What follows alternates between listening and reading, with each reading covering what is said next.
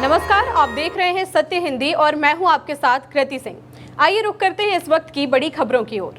बिहार विधानसभा चुनाव के पहले चरण के मतदान के बाद चुनाव आयोग ने कहा कि सभी पोलिंग स्टेशनों की जांच में किसी भी तरह की गड़बड़ी या धांधली नहीं मिली है। आयोग ने स्पष्ट किया कि फेज 1 में दोबारा मतदान की कोई सिफारिश नहीं की गई है। चुनाव आयोग ने ये जानकारी फेज 1 के वोटिंग के बाद दी।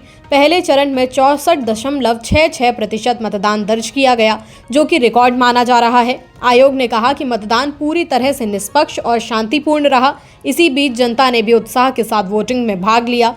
आयोग ने सभी उम्मीदवारों और मतदाताओं का धन्यवाद करते हुए सुनिश्चित किया कि भविष्य के चरणों में भी चुनाव नियमों और प्रक्रिया का पालन किया जाएगा।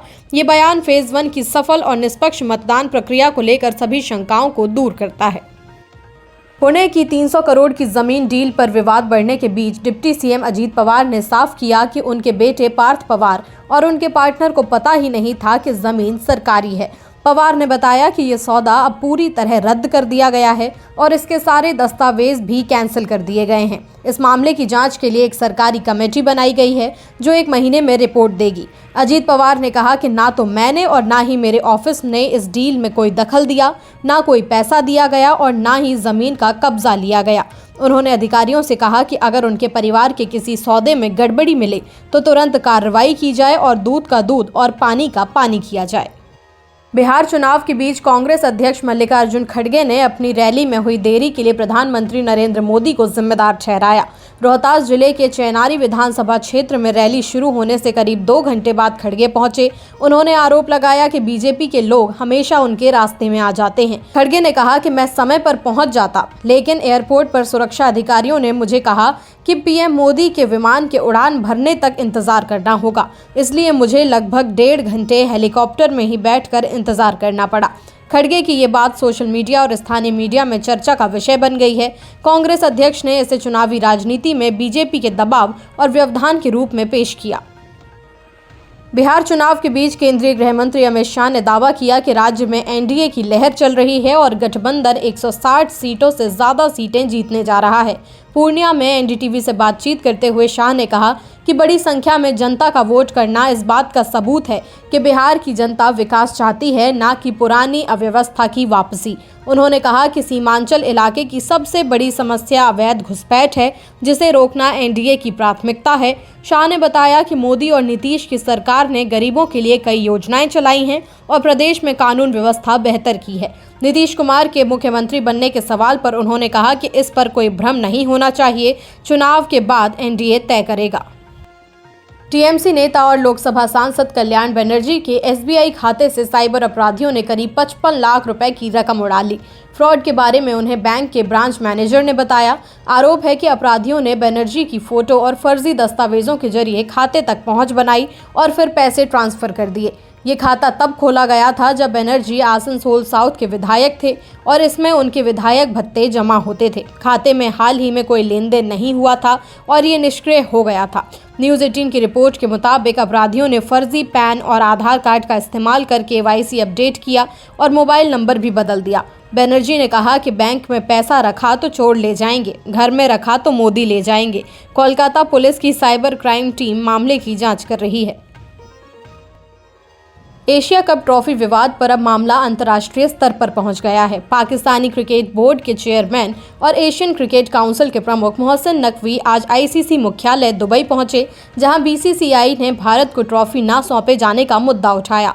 दरअसल भारत ने 28 सितंबर को पाकिस्तान को हराकर एशिया कप जीता था, लेकिन नकवी ने ट्रॉफी नहीं सौंपी। बीसीसीआई सचिव देवजीत सैकिया ने बताया कि भारत ने 10 दिन पहले ही एसीसी चेयरमैन और ट्रॉफी सौंपने का अनुरोध किया था, लेकिन अब तक कोई जवाब नहीं मिला है। सैकिया ने कहा कि अगर 3 नवंबर तक ट्रॉफी नहीं मिली तो हम आईसीसी में अपनी शिकायत दर्ज करेंगे। अब इस बैठक में मामले में बड़ा फैसला होने की उम्मीद है।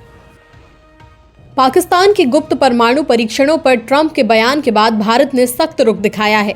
विदेश मंत्रालय के प्रवक्ता रणधीर जायसवाल ने कहा कि पाकिस्तान की गुप्त और अवैध परमाणु गतिविधियां उसकी पुरानी आदत रही हैं। उन्होंने कहा कि पाकिस्तान का परमाणु इतिहास तस्करी, निर्यात नियंत्रण उल्लंघन, गुप्त साझेदारी और AQ खान नेटवर्क जैसी गतिविधियों से भरा पड़ा है।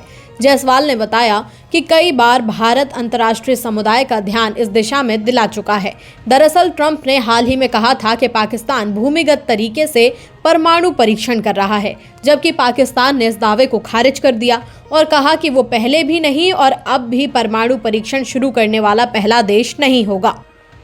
बिहार चुनाव के बीच महुआ सीट से जनशक्ति जनता दल के उम्मीदवार और लालू यादव के बेटे तेज प्रताप यादव की बीजेपी में शामिल होने की चर्चा तेज हो गई है। इसकी वजह है एयरपोर्ट पर बीजेपी नेता रवि किशन और तेज प्रताप का साथ में दिखाई देना।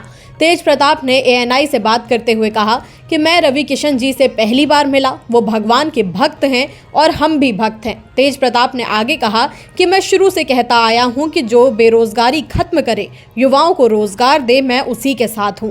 इस पर बीजेपी सांसद रवि किशन ने भी तेज प्रताप यादव की तारीफ करते हुए कहा कि तेज प्रताप यादव बहुत ही नेक दिल इंसान हैं, भोलेनाथ के भक्त हैं। बीजेपी उन सब के लिए दिल खोलकर तैयार है जिनका मकसद जनता की सेवा करना है। अब ये बयान सोशल मीडिया पर वायरल हो रहा है। वंदे मातरम के 150 साल पूरे होने पर बीजेपी ने देश के पहले प्रधानमंत्री जवाहरलाल नेहरू पर गंभीर आरोप लगाया है। बीजेपी प्रवक्ता CR केसवन ने कहा कि 1937 में नेहरू ने जानबूझकर वंदे मातरम की वो पंक्तियां हटाईं जिनमें मां दुर्गा की स्तुति थी। केसवन ने एक पुराना पत्र दिखाते हुए दावा किया कि नेहरू ने लिखा था कि जो लोग वंदे मातरम को देवी से जोड़ते हैं वो गलत हैं। उन्होंने कहा कि सुभाष चंद्र बोस पूरा गीत चाहते थे, लेकिन नेहरू ने इसे मुसलमानों को नाराज करने वाला बताया। केसवन ने इसे कांग्रेस का ऐतिहासिक पाप कहा। साथ ही राहुल गांधी पर भी निशाना साधते हुए कहा कि नेहरू की हिंदू विरोधी सोच आज राहुल गांधी में झलकती है, जिन्होंने हाल ही में छठ पूजा को ड्रामा कहा था। दिल्ली की अदालत 29 नवंबर को national Herald money laundering case में चार्जशीट पर संज्ञान लेने का आदेश सुनाएगी। शुक्रवार को additional solicitor general SV Raju ने अदालत को आखिरी स्पष्टीकरण दिया। इस केस में प्रवर्तन निर्देशालय यानी कि ED ने कांग्रेस नेताओं सोनिया गांधी, राहुल गांधी, दिवंगत मोतीलाल वोरा और ऑस्कर फर्नांडीज समेत सुमन दुबे, सैम पित्रोदा और कंपनी यंग इंडियन पर साजिश और मनी लॉन्ड्रिंग के आरोप लगाए हैं। आरोप है कि इन नेताओं ने 2000 करोड़ रुपए की संपत्तियों को अवैध तरीके से अपने कब्जे में ले लिया। बताया गया कि सोनिया और राहुल गांधी के पास यंग इंडियन में 76% शेयर थे, जिसने 90 करोड़ रुपए के लोन के बदले एसोसिएटेड जर्नल्स लिमिटेड AJL की संपत्तियां हड़प ली। दिल्ली में लोकसभा में विपक्ष के नेता राहुल गांधी ने बड़ा आरोप लगाया है कि नरेंद्र मोदी चुनाव चोरी करके प्रधानमंत्री बने हैं। राहुल ने कहा कि उनके पास इस बात के ठोस सबूत भी हैं और वो भारत की जेन ज़ी को दिखाएंगे कि बीजेपी किस तरह चुनाव चुराती है। उन्होंने दावा किया कि हरियाणा चुनाव में थोक में चोरी हुई, जहां एक ही व्यक्ति ने कई बार वोट डाले और एक ब्राजीलियन महिला की फोटो का भी फर्जी इस्तेमाल हुआ। राहुल ने कहा कि बीजेपी और चुनाव आयोग मिलकर संविधान पर हमला कर रहे हैं, जहां 1 मैन 1 वोट की जगह 1 मैन मल्टीपल वोट्स हो गया है। सुप्रीम कोर्ट ने शुक्रवार को DMK की याचिका पर स्पेशल इंटेंसिव रिवीजन यानी SIR केस की जल्द सुनवाई के लिए हामी भर दी है। अब इस मामले की सुनवाई 11 नवंबर को सुबह 11 बजे से शुरू होगी और ज़रूरत पड़ी तो 12 नवंबर को भी जारी रहेगी। जस्टिस सूर्यकांत और जस्टिस जॉय माल्या बागची की पीठ इस मामले की सुनवाई करेगी। अदालत ने यह भी कहा कि 11 नवंबर को ही पश्चिम बंगाल सरकार की नई याचिका पर भी सुनवाई की जाएगी। ये याचिका वरिष्ठ अधिवक्ता कपिल सिब्बल ने दाखिल की है, जिसमें राज्य ने SIR प्रक्रिया को ही चुनौती दी है। सिब्बल के साथ साथ एडवोकेट प्रशांत भूषण और नेहा राठी ने भी कहा कि यह मामला देश के लोकतांत्रिक मूल्यों की जड़ से जुड़ा हुआ है। उन्होंने तर्क दिया कि चुनाव आयोग द्वारा आधार कार्ड को पहचान के रूप में स्वीकार नहीं किया जा रहा, जिससे पारदर्शिता और सही मतदाता पहचान पर सवाल खड़े हो रहे हैं। अब सबकी नजरें 11 नवंबर की सुनवाई पर होंगी, जहां सुप्रीम कोर्ट ये तय करेगा कि चुनावी सूची में सुधार की मौजूदा प्रक्रिया संविधान के अनुरूप है या फिर नहीं। फिलहाल के लिए इतना ही। देश दुनिया की बड़ी खबरों के लिए देखते रहिए सत्य हिंदी।